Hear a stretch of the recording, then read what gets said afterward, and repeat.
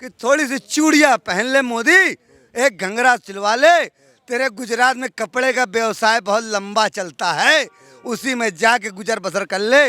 राहुल मेरे देश का प्रधानमंत्री बनने जा रहा है। स्मृति ईरानी जो थी, गैस सिलेंडर के पीछे क्या करती थी? ऐसे करती थी, सुनो, हाय हाय सिलेंडर, हाय हाय हाय हाय हाय सिलेंडर, हाय हाय हाय हाय महंगाई, हाय हाय एक्टिंग कर रहे हैं। हाय हाय बेरोजगारी, हाय हाय।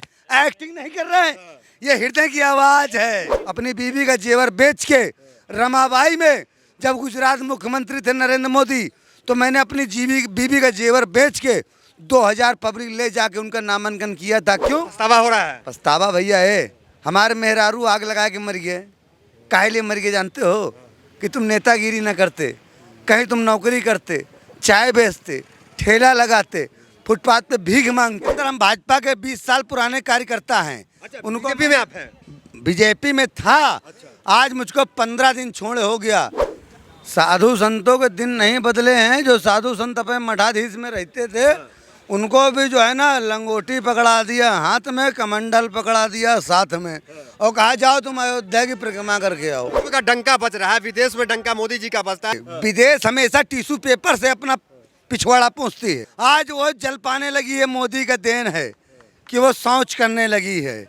वो मोदी का देन है कि जो यहाँ का गंगा बेच दिया, यहाँ का जमुना बेच दिया, यहाँ की सरस्वती बेच दिया, यहाँ का संविधान बेच दिया।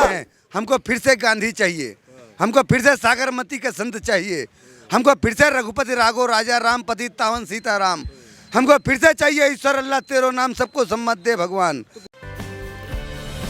नमस्कार, मैं दानिश अंसार और आप देख रहे हैं पीआरबी। इस वक्त नवाबों के शहर लखनऊ में है और विधानसभा के बिल्कुल गेट के करीब है, और तमाम यहाँ पे जो चाय की पटरी है, यहाँ पे तमाम पार्टियों के लोग रहते हैं। यहाँ पे चर्चाएं चलती रहती है। इस तरह 2024 का चुनाव है, इनकी चर्चाओं में हम भी घुस जाते हैं और इनसे बातचीत करते हैं कि क्या कुछ चर्चा चल रही है 2024 के चुनाव को लेकर। लोग क्या सोच रहे हैं, जनता क्या सोच रही है, बातचीत कर लेते हैं। क्या चर्चाएं आम हो रही है? आप लोग चाय पी रहे हैं यहाँ पे, क्या चर्चा चल रही है? दानिश जी, जो आप कहना चाह रहे हैं वो भी पूरा प्रश्न नहीं कर रहे हैं। 2024 के चुनाव के बारे में आपका इशारा है।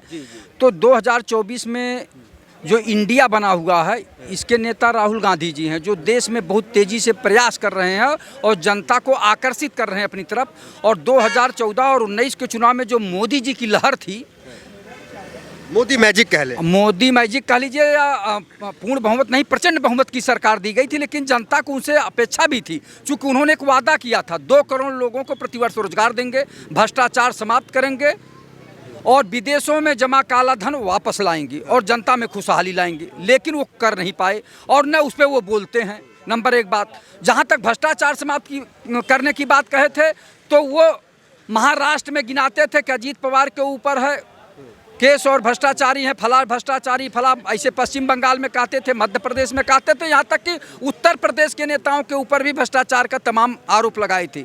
लेकिन आज तक जो है किसी को न जेल भेजे न उनकी संपत्ति जब्त की। ये तो कहते तो है कि 70 साल लूट लिया, इसलिए ये घोटाला कांग्रेस के नेताओं ने किया, वो किया, लेकिन जेल कोई नहीं अब तक गया कांग्रेस अभी का। तक नहीं गया, चूंकि हमारे आप जैसे साधारण नेता नहीं, वो देश के प्रधानमंत्री हैं, उनके पास अधिकार है और सारी एजेंसियां भी उनके पास हैं। जो अजीत पवार जी को अपने दल में ही नहीं मिलाए, बल्कि उन्हें मुख्यमंत्री पद भी दिए, तो ये कहाँ से भ्रष्टाचार समाप्त करेंगे मोदी जी? और मोदी जी हमेशा जब आएंगे, जब भी आपके मीडिया के सामने आएंगे, तो भ्रष्टाचार के खिलाफ ही बोलते हैं। लेकिन ये तो पंडित जवाहरलाल नेहरू जी का जो बार बार नाम लेते हैं कि उनके सरकार में भ्रष्टाचार हुआ, वहाँ से शुरू हुआ, यहाँ तक आया, लेकिन ये तो उनका भी रिकॉर्ड तोड़ दिए कि उन मामलों में, भ्रष्टाचार के मामले में। चूंकि उनके जमाने में एक किस्माचारी मंत्री हुआ करते थे, जीप घोटाला हुआ था। न खाऊंगा न खाने दूंगा, मोदी जी तो ये कहते हैं। मोदी जी खाने न दूंगा न खाऊंगा, लेकिन कैसे ये लोगों को बटोर रहे हैं। अगर न खाऊंगा न खाने दूंगा, तो अजीत पवार के साथ क्या कर रहे हैं या उनके अन्य साथियों के साथ क्या कर रहे हैं? या जितने भ्रष्टाचारी नेता हैं आपके दल में आ जाते हैं, पाक साफ हो जाते हैं। कौन सा गंगा जल आप रखें, छिड़क देते हैं, वो साफ सुथरे हो जाते हैं। बीजेपी में कौन सा ऐसा मंत्र है, कौन सा वो है? आपको समय 10 साल मिला, आपको जनता ने देख लिया, आपसे जनता का विश्वास उठता जा रहा है। अब आपको 2024 में जनता माफ नहीं करेगी। आपके पास आ रहे साधु संतों के दिन तो बदले ना पंडित जी? साधु संतों के दिन नहीं बदले हैं। जो साधु संत अपने मठाधीश में रहते थे, उनको भी जो है ना लंगोटी पकड़ा दिया हाथ में, कमंडल पकड़ा दिया साथ में, और कहा जाओ तुम अयोध्या की परिक्रमा करके आओ। यहाँ पे हम कॉम्प्लेक्स बना रहे हैं। कोई ऐसा धर्म स्थल नहीं है जहाँ पे भाजपा का कब्जा नहीं है। अच्छा, हाँ, अयोध्या की बात कर रहे हैं। अयोध्या नहीं, पूरे उत्तर प्रदेश की बात कर रहे हैं, पूरे भारत की बात कर रहे हैं।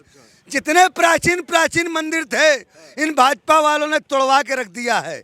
इनका कहने का मतलब है इंसान को रोटी बस इतनी दो जितने में वो जी सकें, बाकी जिंदा रह सकें। साधु संत तो काफी खुश हैं कि 14 के बाद जो है आप जय श्री राम खुल के लगा सकते हैं आप। ए भैया, जय श्री राम का नारा लगाए से हमका भीख मिल जाई, जय श्री राम नारा लगाए से हमका सीख मिल जाई। हैं, इनका 9 साल के अंदर हम भाजपा के 20 साल पुराने कार्यकर्ता हैं। उनको बीजेपी में आप हैं? बीजेपी में था। आज मुझको 15 दिन छोड़े हो गया। जब मुझको गांव से थू मिलती थी मेरे भाई से थू मिलती थी, मेरी बहन से थू मिलती इस मामले में मिलती थी। क्यों भाजपा का तुम प्रचार कर रहे हो, क्यों भाजपा का तुम एडवर्टाइज कर रहे हो। मेरे एक संदेश है, एक बढ़िया संदेश है। अरे जाओ जी जाओ, मोदी जी सुन लो।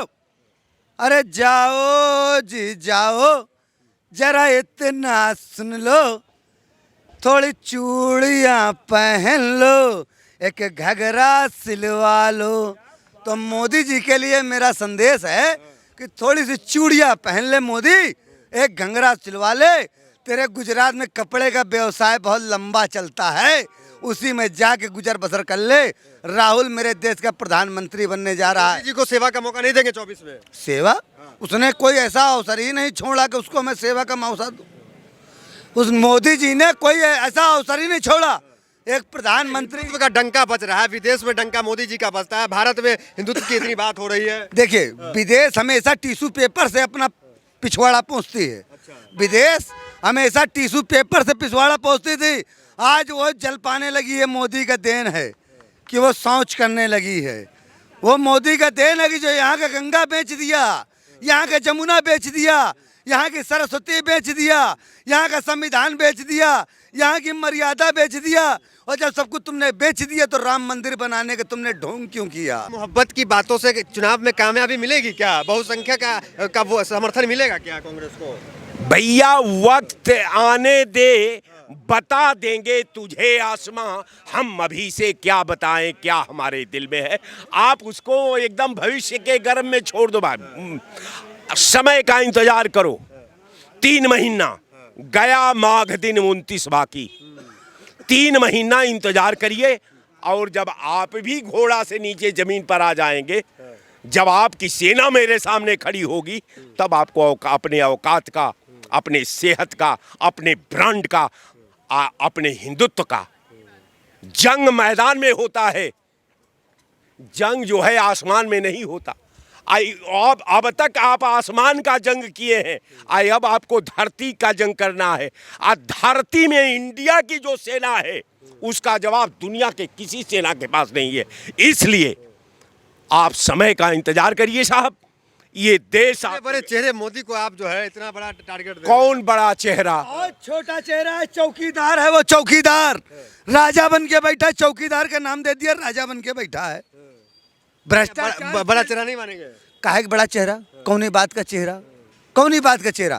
तुमको वोट तो करते हैं। अभी हम वोट करते थे, हमको 9 साल 19 में तो आप ही लाए ना। मैं 20 साल से सेवा करता था भारतीय जनता पार्टी की। आज मुझको तुमने क्या दे दिया? आज मेरे भाई बेरोजगार हैं, मेरी बहन की शादी कैसे हुई मेरी आत्मा से पूछो। जब मैंने प्रदेश कार्यालय में निमंत्रण भेजा अपनी बहन की शादी का, तो निमंत्रण में उसके बदले पत्र गया, कोई सहयोग नहीं गया, यहाँ तक कि 1 से 1 रुपया भी नहीं गया। अच्छा, ये भगवा पहन के जो बीजेपी का विरोध करते हैं, इससे टीआरपी मिलता है क्या? ना, आई नो डोंट टीआरपी, कोई टीआरपी नहीं। ये भगवा खून से सींचा हुआ है। इसको सींचने वाले के मैं नाम बता दूं, इसको सींचने वाली झांसी की रानी। तो बीजेपी वाले ज्यादातर पहनते हैं, आप पहने हुए हैं। इसी भगवा के नाम पे और भगवान के नाम पे ही तो लूट रहे हैं ये। अच्छा, इसी भगवा और भगवान के नाम पे ही लूट रहे हैं। इनको क्या पता कि देश कैसा है, मेरा देश के लोग कैसे हैं। हमको फिर से गांधी चाहिए, हमको फिर से सागरमती के संत चाहिए, हमको फिर से रघुपति राघव राजा राम पति तावन सीताराम, हमको फिर से चाहिए ईश्वर अल्लाह तेरो नाम सबको सम्मत दे भगवान। तो गुमराह हो गए थे क्या 15 साल जो उधर रहे? हाँ भैया गुमराह हो गए थे, गुमराह नहीं हो गए थे, एक पूर्ण रूप से गुमराह हो गए थे, क्योंकि भाजपा ने एक ऐसा नशा दे दिया था युवाओं को कि बस तुम नेता बन जाओ, तुम नेता बन जाओ, तुम नेता बन जाओ। कोई आदमी अपने माँ बाप के छाती पे लात धर के रुपया ले रहा है, कोई आदमी अपनी बीवी का जेवर बेचे दे रहा है, और उनमें से एक मैं भी हूँ। अपनी बीवी का जेवर बेच के रमाबाई में जब गुजरात मुख्यमंत्री थे नरेंद्र मोदी, तो मैंने अपनी बीवी का जेवर बेच के 2000 पब्लिक ले जाके उनका नामांकन किया था। क्यों? गुजरात में क्या थे आप? यहाँ लखनऊ रमाबाई में जब गुजरात मुख्यमंत्री हुआ करते थे नरेंद्र मोदी, तब उस समय लक्ष्मीकांत वाजपेयी प्रदेश अध्यक्ष थे। तो अब पछतावा हो रहा है? पछतावा भैया है, हमारे मेहरारू आग लगा के मर गए। काहे लिए मर गए जानते हो? कि तुम नेतागिरी न करते, कहीं तुम नौकरी करते, चाय बेचते, ठेला लगाते, फुटपाथ पे भीख मांगते, तुम्हारे बच्चे तो जीते। आज मेरे पास एक बेटी है, मैं उसको कहाँ लेके जाऊँ? आज मेरी बेटी बिन माँ की हो गई है।